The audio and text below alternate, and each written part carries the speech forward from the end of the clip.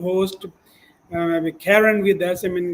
Welcome to the Mars podcast. Today we are honored to have truly inspiring guest Karen Rodolphe, a transformational coach, a hypnotherapist, and the founder of Tranquil Solutions with an extensive background of hypnotherapy, stress management, life coaching, and mind body healing. Karen has dedicated her life to empowering individuals to break through mental barriers and achieve inner peace. Her expertise spans across renowned institutions like Heart Maths Institute, RIM Institute, and Florida International University. And her work has been featured in NY Magazine and Biz Innovators Mag. Through her platform, Tranquil Solutions, she is guiding people towards a more balanced, stress free, and abundant life. As we prepare for Pakistan Abundance Summit 2026, Karen's insight on mindful and mindset, transformational resilience, and unlocking human potential will be invaluable. Karen, welcome to the show, and I love to have your life story and your journey, please. Thank you. Thank you for the opportunity. Oh my gosh, my story. It could go on for years. Yeah, sure, too. But my Yeah. story really it begins with me being a people pleaser, a reformed people pleaser now. But it began with not knowing what I didn't know. We all begin someplace. And when I was a child, I used to ask a lot of questions, and my dad would say, "Go away and go play with the other kids." And it made me feel that I wasn't enough, that I wasn't valued, that my questions weren't important enough. And then in a nursing career, I recall asking a doctor. He gave me a script to send a patient home with, and when I said to him, "You're masking the symptoms. Why not? You know, why aren't you getting to the root cause?" He basically said the same thing. "You ask too many. Stop inquiring so much and do your job. Do what you're told to do, or find another job." And that began my journey of what's possible. I had a mother who was on 19 medications as a result of not feeling enough, not being heard. And I said, "I'm a catalyst for change, not on my shift." And that's when I started looking into ways and means of shifting the perception that we have around our false beliefs. And it begins with what we believe to be our truth. And the more we look for evidence that life is truthful, the more we're going to find more of the same until we start looking outside of our comfort zone. That's amazing. Honestly, I'm testimony for you because in my last session with you, I was a person of feeling guilt, and I was a person of having mercy on myself, and I was just dim and down. And while you got me a session with me, probably it was an hour long with me, and then you converted myself. Into from depression, from darkness to the light, and to a thankful person. And I was very much depressed by an event in my life, and I was very down. And you just brought me back to the light, and you brought me back to the thankfulness instead of being guilty of it. I am the testimony, and this is a true review, and you can ask me anywhere. I can be there for you. And okay, your journey has been remarkable. What inspired you to create Tranquil Solutions, and how has it impacted lives globally? Well, as a result of my mother being on so many medications and me picking her literally up off the floor because she was incoherent, I decided that I wanted to do something. And it was actually started out as peaceful solutions to solve these issues and these challenges that people are having. the circumstances. And when I went to go look for the website, Peaceful Solutions was taken already. So the next download I got was Tranquil Solutions. And Tranquil Solutions is truly a reflection of who I am, because I believe when we're our, our authentic selves, we have the opportunity to bring that into the universe and bring that to others as well. So I look for ways and means that instead of creating more angst in people's lives, what if we shift the perception and start looking for tranquil, peaceful solutions to it that can expand our thoughts and our knowledge and our mindset? Right. So I also like to think that words create reality, right? Abracadabra, what you put out there, what you think about, you bring about. So if I'm thinking about tranquil, right, I'm going to be putting tranquility out there into the world. I'm going to attract more of the same back, the same with abundance. Right.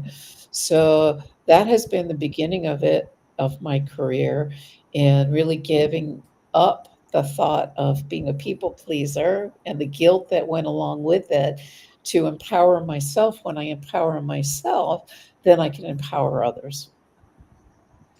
Amazing that is. Stress and free and self-doubt often hold people back. What strategies do you recommend for overcoming these challenges to achieve personal and professional abundance? Well, back in, I think it was 1533, Shakespeare wrote in the play Hamlet, "To your own self be true."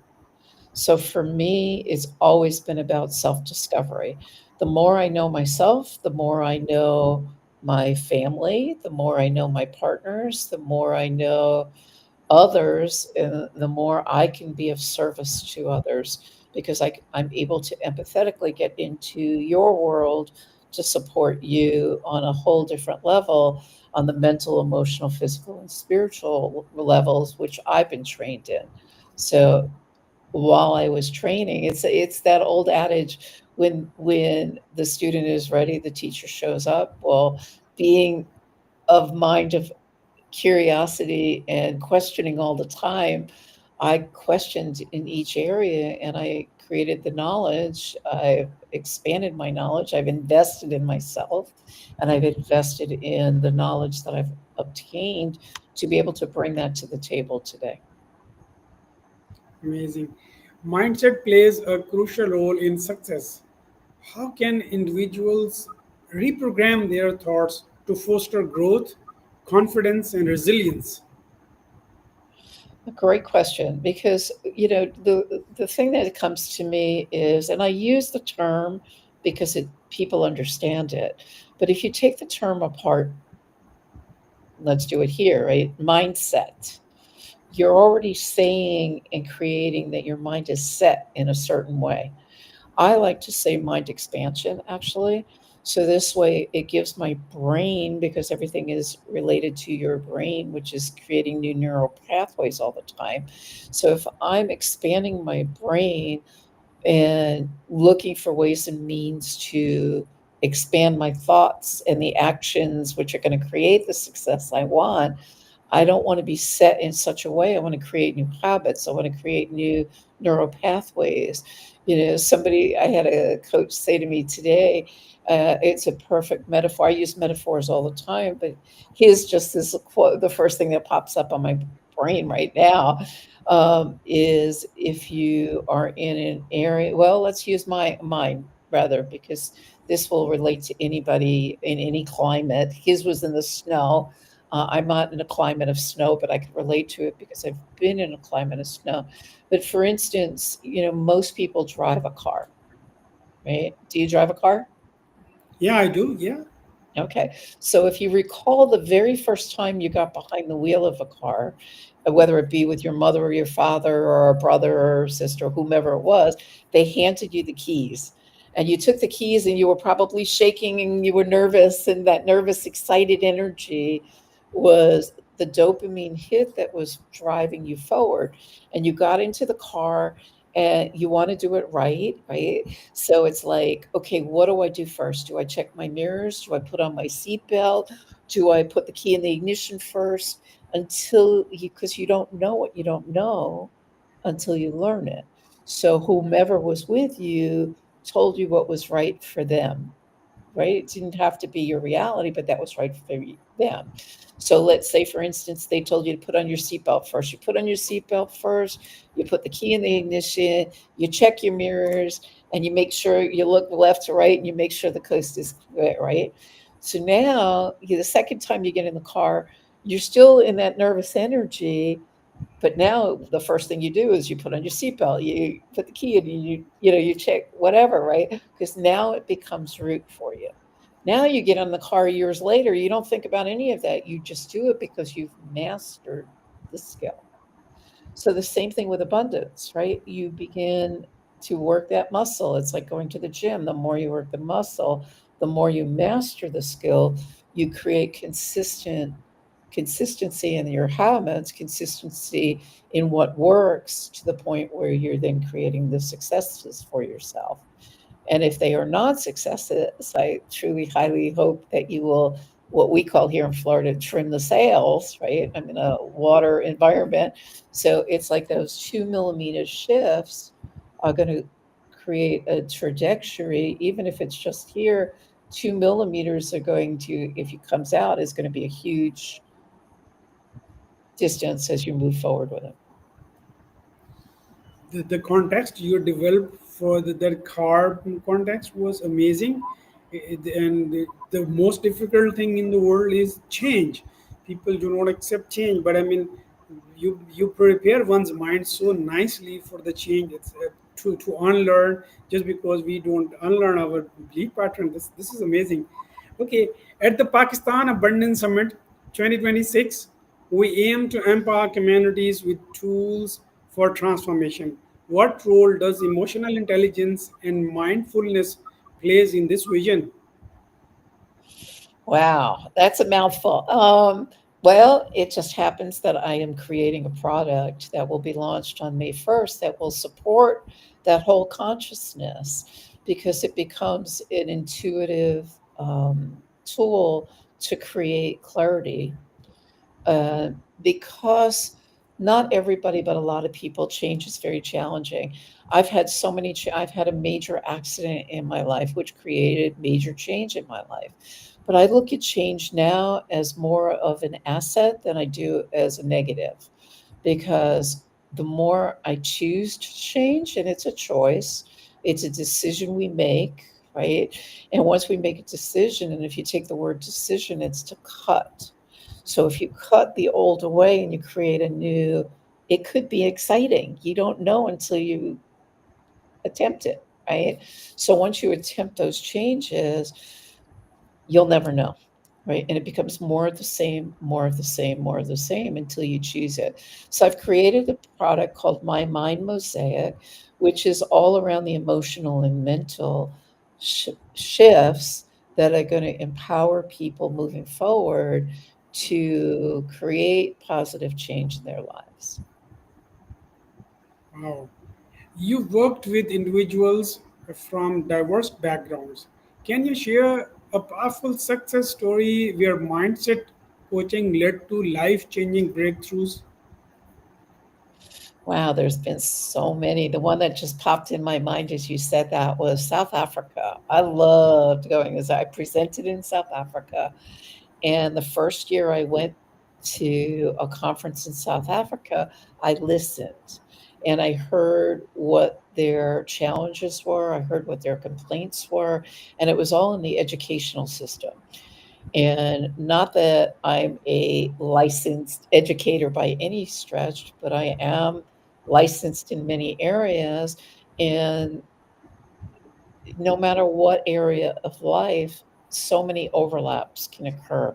So while I was there, I listened, I took notes, and then the following year, I went back with solutions, tranquil solutions for them that was going to make a difference in their worlds with their education, educators, and in the system where their books are confiscated, their pencils are confiscated.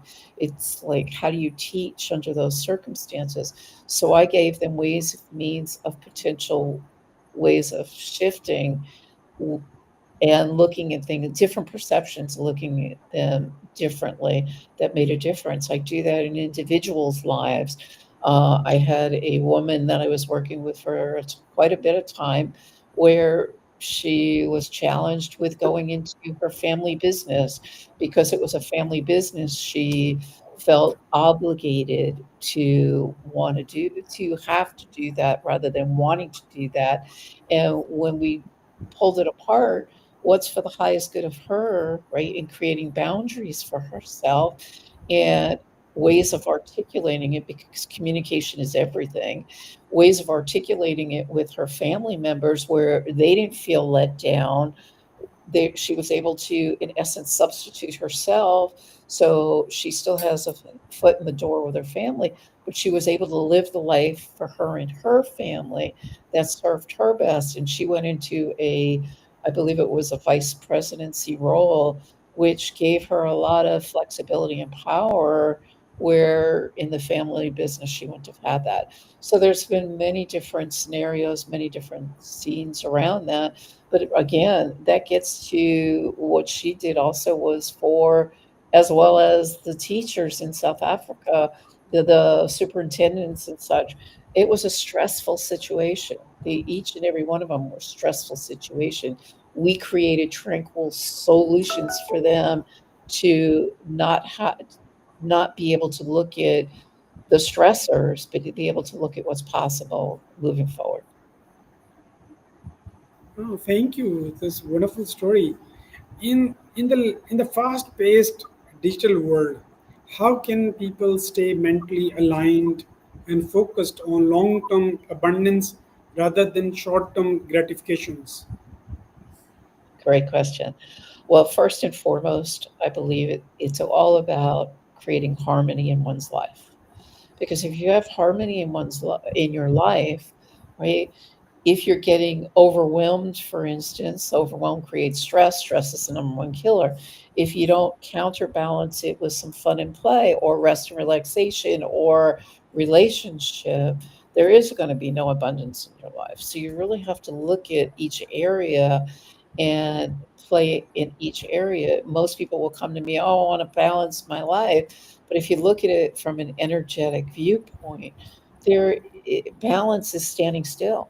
When you're balanced, if you stand on a ball and you've really got yourself to a point where you're upright on that ball, you're not moving, because as soon as you make one little iota of a move, you're either on your butt or you're falling off the ball. So it's creating harmony in your life. And if you look at harmony in your life, it becomes that infinity sign, right? Because everything is energy. So it's really looking at it from a standpoint of creating energy, harmonizing your life, harmonizing your finances, harmonizing what you want, harmonizing your relationship, your health, your wealth, it's everything. So it's really looking at each area and putting energy into each area. Wow, Karen, how about harmonizing wealth or Yeah. finances? That's what I'm talking about. But first, before you harmonize wealth, you got to know where you're going. You got to know where you're at and know where you're going. And then start putting action steps in place, which are going to align with what you want in any area of your life, not just wealth. And then once you create those movements and consistency, like at the gym, which I was talking about earlier, when it begins working for you, if you're not doing that 2 millimeter shift and checking in, if you don't have any guideposts to guide you, you have no idea where you're going or if you've gotten there. Karen, if there was one mindset shift you wish every person could adopt today, what would it be and why? I'm going to get back to your own self being true, knowing yourself, because as I said, when you know yourself, so many people I meet have no idea what they want. So if I ask them, you want to come work with me, what do you want? What do you want me to support you in gaining? Right? Well, I don't know. I think it could be this. I think, if you don't have an idea, then let's flesh out the idea, because once you know what you want, you have it's like an archery. You pull that arch back, you know where the arrow is going, or at least close to where the target's going to be. If you don't know what you want, so many people will come from their experiences of knowing what didn't work, or they got thwarted or hurt or let down or whatever that the experience was. They're holding near and dear to that experience rather than letting it go and saying what's possible, aiming forward, because now they don't have the experience of it working or being happy with it. I always say aim towards the happy. Okay, that's amazing. Okay, Karen, as far as Pakistan Abundance Summit 2026 is concerned, I mean, how can you contribute to this summit? Well, first off, ask me, right? It's always an ask. Uh, be more specific about what you want and how I can contribute. And if I'm able, I certainly will. Well, I mean, since the person of your stature and status in the high character, and you're already a great contributor to American society, and not only to that, but other part of the world too. But we want the same that you work so much. I mean, for the transformation and the growth and mindset change and abundance and what not. The same thing. I mean, I really request you to be a key speaker at the summit next year in Karachi, Pakistan, and just grace us and just honor us your visit. And we'll be really happy to host you. And we'd love to be you to be a keynote speaker. Yeah, thank you. Thank you very much. I would be honored, and you'll send me more information, and I'll let you know for sure if it's a possibility. And it's definitely an honor to be asked, and I thank you ever so much. I'm very grateful. Thank you. Karen, your expertise in mindfulness, healing, and personal transformation align perfectly with our mission for Pakistan Abundance Summit 2026. Thank you for joining Mars Shorts podcast, and we look forward for seeing you at the summit, inspiring many with your wisdom. Ma'am, thank you so much. I mean, joining me on the show. It was amazing having you here. Thank you. Thank you for asking me. I'm so grateful.